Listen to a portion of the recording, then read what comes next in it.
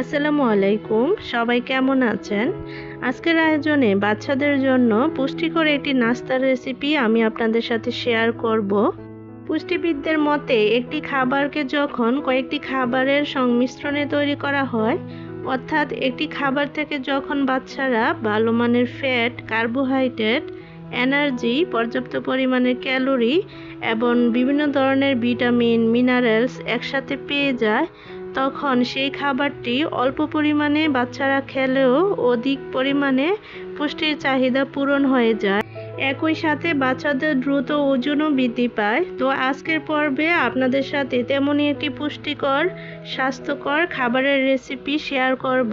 তো এখানে আর কথা না বাড়িয়ে আমি এখন চলে যাব মূল রেসিপিতে। আর রেসিপিতে যাওয়ার আগে আপনাদেরকে ছোট্ট একটা রিকোয়েস্ট করছি, ভিডিওটি ভালো লাগলে একটা লাইক দিয়ে এবং চ্যানেলটি সাবস্ক্রাইব করে আমার পাশেই থাকবেন।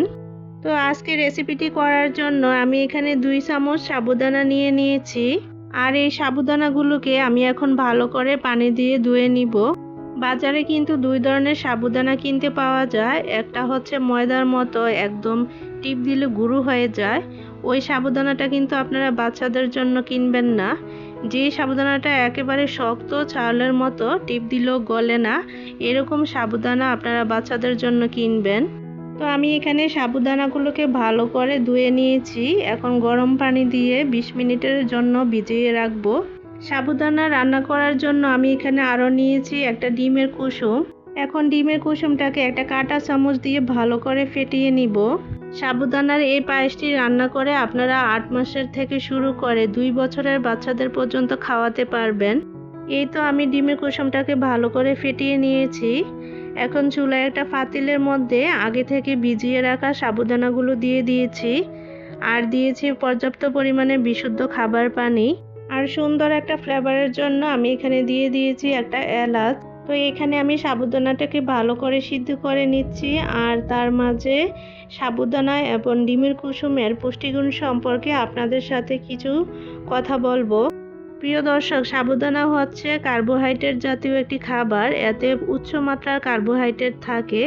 সাবুদানায় যেহেতু প্রোটিন, ফাইবার, ভিটামিন বা মিনারেলস খুব বেশি নেই, তাই একে একক খাবার হিসাবে না দিয়ে অন্য পুষ্টিকর উপাদানের সাথে মিশিয়ে খাওয়ানো উচিত। এমনকি বিভিন্ন পুষ্টিবিদ এবং ডাক্তাররাও বলে থাকেন, সাবুদানার যেহেতু উচ্চ মাত্রার কার্বোহাইড্রেট থাকে, তাই একে শুধুমাত্র সাবুদানা বাচ্চাদেরকে খাওয়ানো উচিত নয়। সাবুদানার সাথে বিভিন্ন পুষ্টিকর খাবার মিশিয়ে তারপর বাচ্চাদেরকে খাওয়াবেন। আর সাবুদানা কিন্তু বাচ্চাদের ওজনকে খুব দ্রুত বাড়াতে সহায়তা করে। তো আপনাদের সাথে কথা বলতে বলতে কিন্তু আমি সাবুদানাটা রান্না করে নিচ্ছি। এখানে সাবুদানাটা আর একটু সিদ্ধ হবে। আর এই সাবুদানাটা রান্না করার সময় অনবরত নেড়ে নেড়ে রান্না করে নিতে হবে।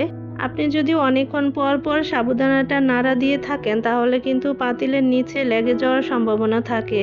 যেহেতু এটা শক্ত দানার সাবুদানা, এজন্য এটা রান্না করতে কিন্তু একটু সময় বেশি লাগে।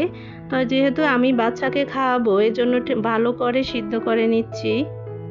এই তো সাবুদানাটা সিদ্ধ হয়ে গেছে। এখন আমি আগে থেকে ডিমের কুসুমটা যে ফেটিয়ে রেখেছিলাম, এটা সাবুদানার সাথে দিয়ে দিব। এখন এই ডিমের কুসুমটা সাবুদানার সাথে দিয়ে আমি আরও 2 মিনিটের মতো রান্না করে নিব। প্রিয় দর্শক, আমি এখানে সাবুদানার সাথে ডিমের কুসুম ব্যবহার করেছি। এতে কিন্তু প্রচুর পুষ্টিগুণ রয়েছে। ডিমের কুসুমে রয়েছে প্রোটিন, যা বাচ্চাদের মস্তিষ্ক এবং শরীরের গঠন ও বৃদ্ধি সহায়তা করে। যে সকল বাচ্চারা অপুষ্টিতে ভোগে, তাদের জন্য কিন্তু ডিমের কুসুম অনেক ভালো একটি খাবার। ডিমের কুসুমে রয়েছে প্রচুর পরিমাণে আয়রন, যা বাচ্চাদের রক্ত তৈরিতে সহায়তা করে এবং বাচ্চাদের রক্তশূন্যতা দূর করে। ডিমের কুসুমে রয়েছে কোলিন, যা বাচ্চাদের মস্তিষ্ক বিকাশ ও স্মৃতিশক্তি উন্নয়নে গুরুত্বপূর্ণ ভূমিকা পালন করে। তো আমি এখন রান্না করার সময় যে এলাচটা দিয়েছিলাম, এই এলাচটা উঠিয়ে নিচ্ছি।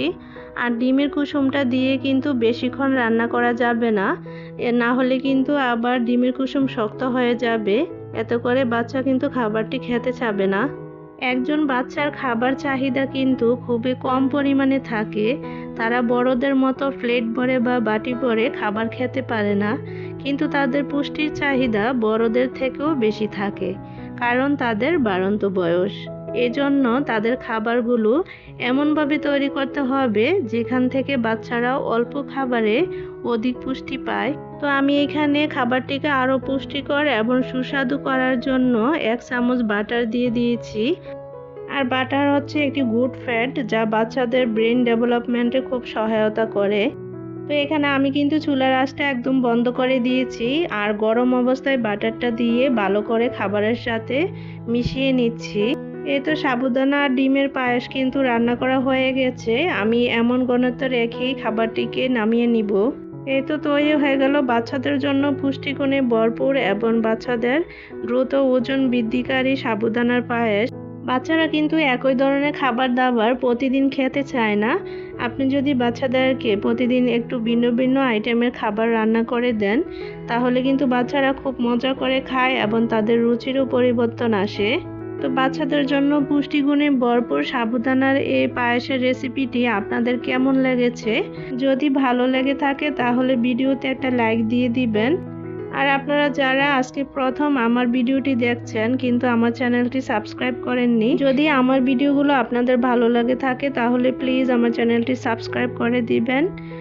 আর যাওয়ার আগে সুন্দর একটা কমেন্ট রেখে যাবেন। সবাইকে অসংখ্য ধন্যবাদ জানিয়ে আজকের ভিডিওটি আমি এখানে শেষ করছি। সবাই ভালো থাকবেন, সুস্থ থাকবেন। আল্লাহ হাফেজ।